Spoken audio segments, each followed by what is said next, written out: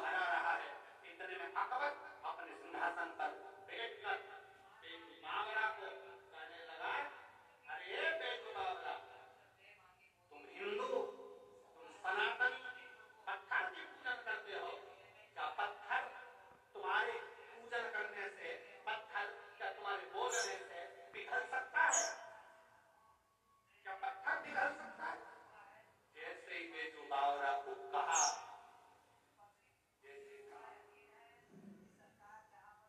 और बेजू बावरा ने रात मालकोस रात को जो गाया,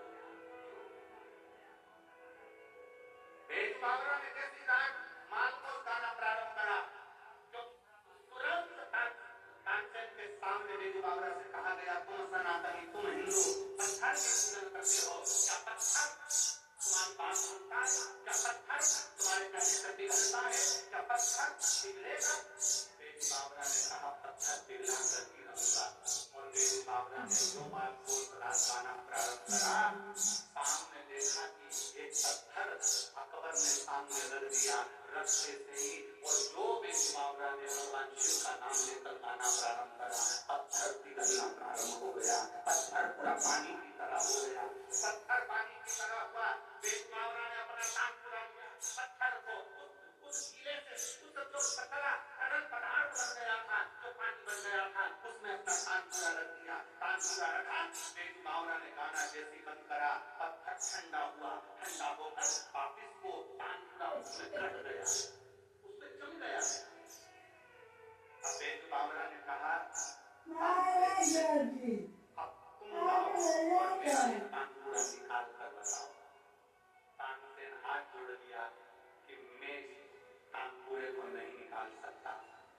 बेजू बावरा ने अकबर से कहा, सुन अकबर, तेरे नगर में मैं परीक्षा देने के लिए आया हूँ, पर इतना याद रखना अकबर, अगर दिल में प्रेम हो, सच्चा विश्वास हो, सच्ची भक्ति हो, श्रद्धा, भरोसा पूर्ण हो, तो पत्थर भी पिघलता है। इसलिए हिंदू पत्थर की पूजन करता है।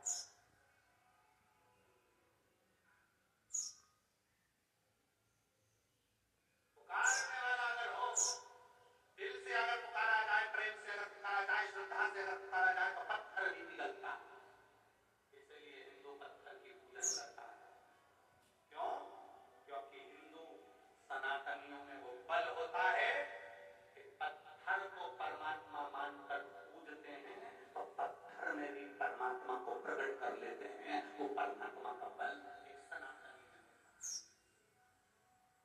जो आपसे कहते हैं ना, आजकल के नवयुवक लड़के लड़कियां आपस में बात कर देते हैं सोशल मीडिया पर, कहाँ हिंदू तो पागल हो गया, सनातनी तो पागल हो गया, पत्थर की पूजन से क्या होता है, पत्थर की पूजन से क्या होता है। हमारे सनातन धर्म की मूलता है, बेजू बावरा अकबर के सामने बैठकर अपने प्रेम की वाणी से, अपनी लयता से, अपने शब्दों से पत्थर को पिघला देता है। बेजू बावरा ये सनातन धर्म है, ये हिंदू है। पत्थर को तो उसमें भी परमात्मा प्रकट कर देता है। ये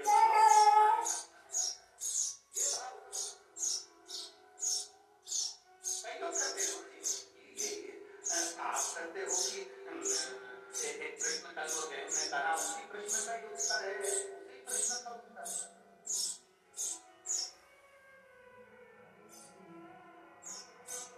सबके हृदय में शिव है, सबके हृदय में भगवान है, तो फिर भगवान को क्यों देता?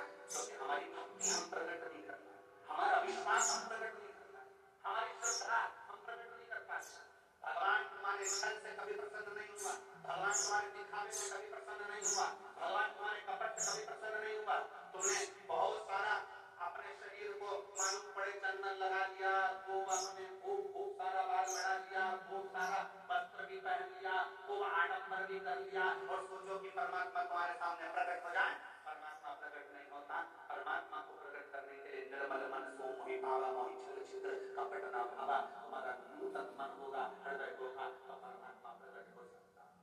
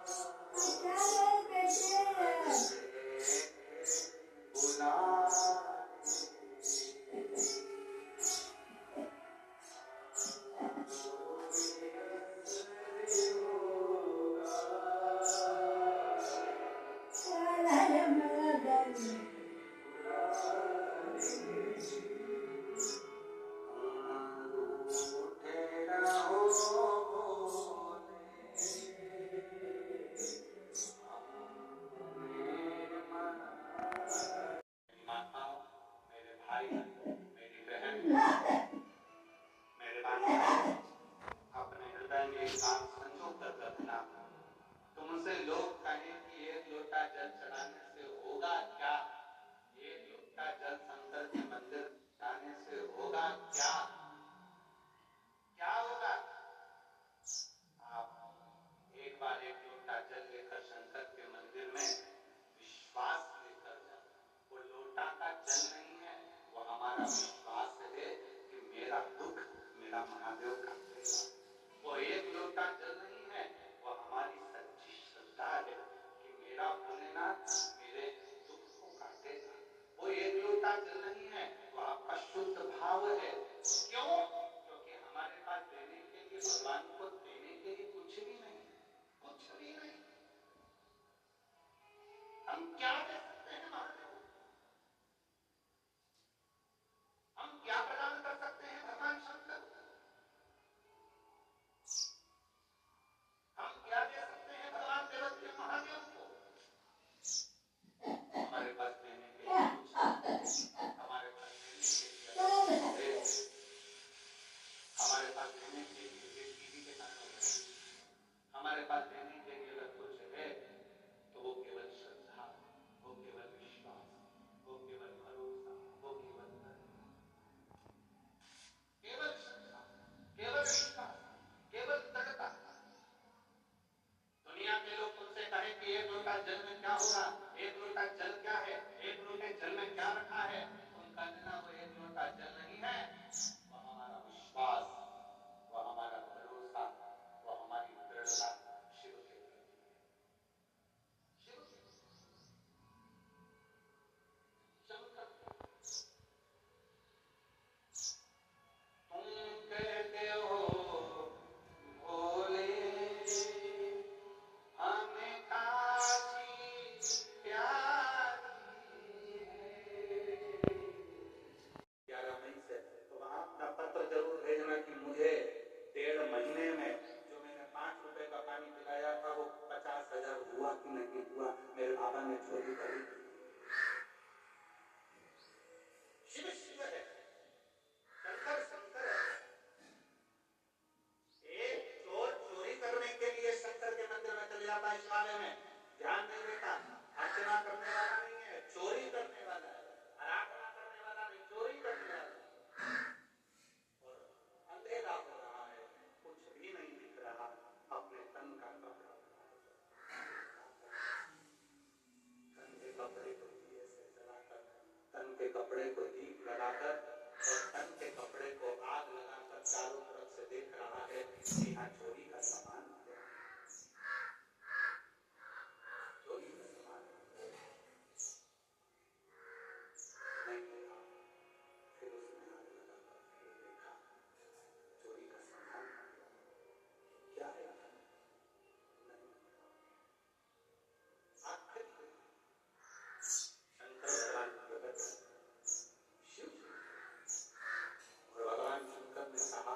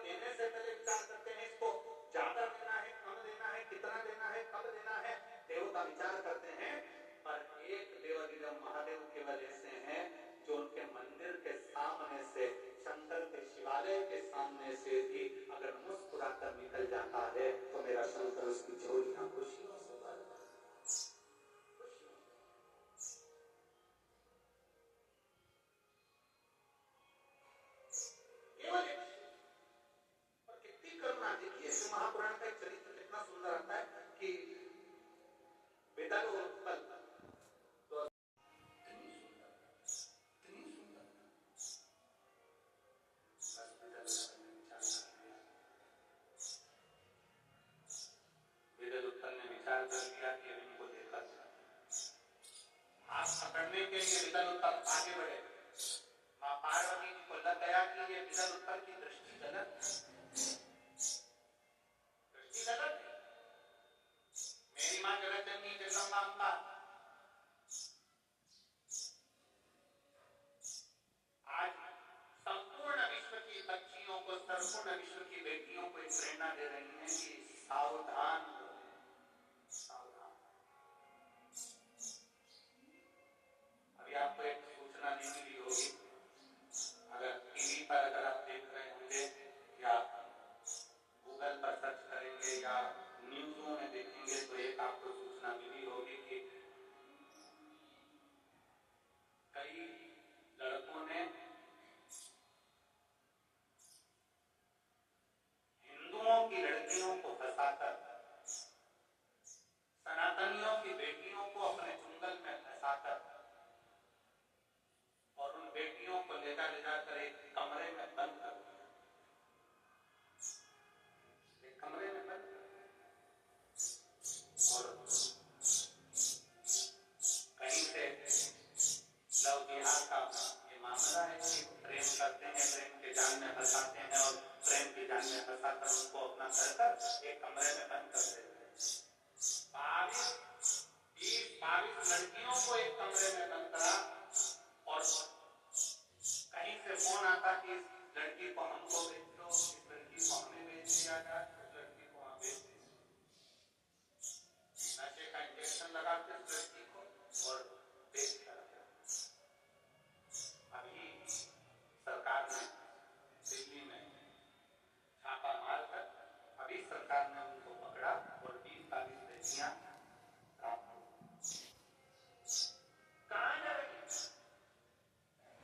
हमारे सनातनियों की बेटियों को भड़काकर, हमारे सनातनियों की बेटियों को, और फिर निवेदन करूंगा मेरे भारत की बेटियों से, जितनी बेटियां मेरी यहाँ कथा श्रवण करने के लिए बैठी हैं और जितनी आस्था चैनल के माध्यम से कथा सुन रही हैं, जितनी बेटियां कथा श्रवण कर रही हैं, मैं उनसे निवेदन करना चाहूंगा,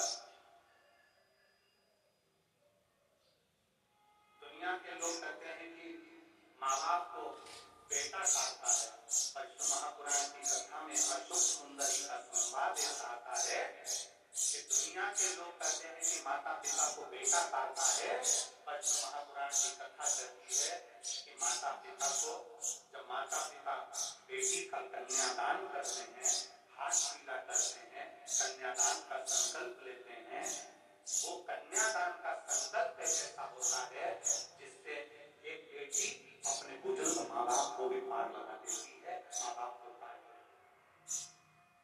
माता पिता। कोई तुम्हें मोटरसाइकिल दिखाए, 50 रुपए का पेट्रोल डलवाकर फुड़फुड़ कराकर, जिनकी दुकानों पर मोटरसाइकिल सुधरने के लिए आती है, गाड़ियां सुधरने के लिए आती है, वो 50 रुपए का पेट्रोल भी तुम्हारा होता है। 10-20 रुपए की चाउमीन खिलाकर, 25-50 रुपए का नाश्ता कराकर, अपनी बॉडी दिखाकर, अपना सूरत दिखाकर, 10-20 रुपए की मोटरसाइकिल में घुमाकर तुम्हें अपने चुंगल में फंसाकर तुमसे शादी कर तुम्हारी जिंदगी को ऐसी नरक कर देते हैं कि ना तुम अपने माँ बाप के घर आने की रहती हो, ना जगत में मुंह दिखाने की रहती। मेरा बेटियों से निवेदन है, सावधान। ये लव जिहाद के चक्कर में तुम्हारी जिंदगी बर्बाद ना हो। कितनी बेटियां बैठी हैं, जितनी बेटियां यहाँ बैठी हैं, सब खड़ी हो जाओ। जितनी लड़कियां बैठी हैं खड़े हो। हम छत्तीसगढ़ की बेटियां हैं, अपनी जगह पर खड़े हो जाओ। जितनी बेटियां बैठी आओ खड़े, शान से खड़े हो जाओ, खड़े सर। अब दोनों हाथ उठाकर हर हर महादेव बोलो, हर हर महादेव, और दोनों भुजा उठाकर हर हर महादेव। हमारे माँ बाप जहाँ शादी करेंगे, अपने माँ बाप के कहने पर शादी करूंगी। इन गुंडे और बदमाशों के चक्कर में, इस लव जिहाद के चक्कर में नहीं पड़ूंगी। ये संकल्प होना चाहिए। उठाओ दोनों हाथ, उठाओ दोनों हाथ, और एक बार दोनों हाथ उठाकर तो हर हर महादेव।